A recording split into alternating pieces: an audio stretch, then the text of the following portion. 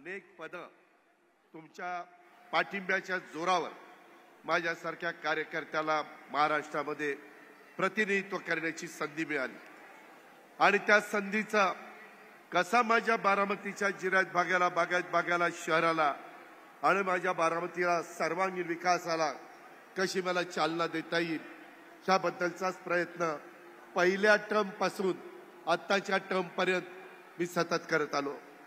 तुम्ही पण बघितलं बारामती कशी बदलत गेली। माझा दावा अजिबात नाही की सगळी कामं झालीत, अजून बरीचशी कामं आपल्याला करायची। लोकांच्या मागण्या वाढतात, लोकांना वेगवेगळ्या सुविधा हव्या असतात, त्या देणं लोकप्रतिनिधीचं काम असतं। त्याच्या पाठीमागच्या काळामध्ये हे सगळं करत असताना कुठल्या अडचणी येत नव्हत्या, कारण तसं बघितलं तर बारामतीमध्ये राष्ट्रवादी काँग्रेस पक्ष हा थोडासा एक ताकदीचा पक्ष, त्याचेच सगळे कार्यकर्ते, इतर पक्ष होते नाही असं नाही। लोकशाहीमध्ये सगळे वेगवेगळ्यांना आपलं आपलं प्रतिनिधित्व करण्याची संधी द्यायची असते आणि ती घटनेचे शिल्पकार डॉक्टर बाबासाहेब आंबेडकरांनी आपल्याला दिलेली आहे। आपल्याला त्यांनी संविधान दिलेलं आहे, घटना दिलेली आहे, कायदे दिलेले आहेत आणि त्याचं पालन करून आपण सगळेजण पुढे जाण्याचा प्रयत्न करत असतो। पण हे सगळं करत असताना काही मधल्या काळामध्ये राजकीय घडामोडी घडल्या, त्या खोलामध्ये मी जात नाही, कारण मी जनसन्मान यात्रेची सुरुवात करत असतानाच माझ्या मनाशी पक्क ठरवलेलं आहे की कुणावर टीका टिप्पणी करायची नाही। आपण केलेलं काम, माझ्या गोरगरीब जनतेला गरिबीतनं बाहेर काढण्याच्या करता आम्ही दिलेल्या योजना, आम्ही त्याच्यामध्ये केलेला विकास, आज देखील मी अनेक जिल्ह्यामध्ये अनेक तालुक्यामध्ये जाऊन आलो। इथं प्रांताध्यक्ष विदर्भाच्या दौऱ्यावर नव्हते, नाहीतर बाकीच्या सगळ्या ठिकाणी माझ्याबरोबर होते। तुम्हाला आश्चर्य वाटेल, परंतु बऱ्याचदा बारकाईनं माहिती नसते आणि आजपर्यंत गेल्या 5 वर्षात आपण 4 वर्ष सत्तेवर होतो, 1 वर्ष करोनामध्ये गेलं, 1 वर्ष सत्तेवर नव्हतो, तरी देखील बारामती तालुक्यामध्ये माझ्या जिरायत बागायती भागामध्ये काय करता येईल, माझे कोल्हापूर टाईप बंधाऱ्याला काय करावं लागेल, माझ्या करा नदीच्या बंधाऱ्याला बॅरेजेसमध्ये कसं रूपांतर करायचं, माझी जनाई सिरसाई ह्याच्यामध्ये काय सुधारणा केल्यानंतर सगळ्यांचं समाधान होईल, हेड पासून टेल पर्यंत।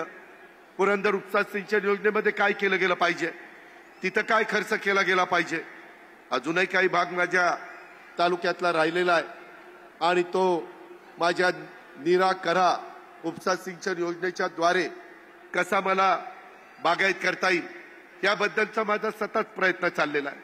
लाकडी लिंबोडीच्या निमित्तानं ती उपसा सिंचन योजना, त्याच्यातून पण आपण इंदापूर आणि बारामती तालुक्यातली काही गावं बागायत करण्याचं ठरवलेलं आहे, तशा पद्धतीचं काम सुरू झालेलं आहे।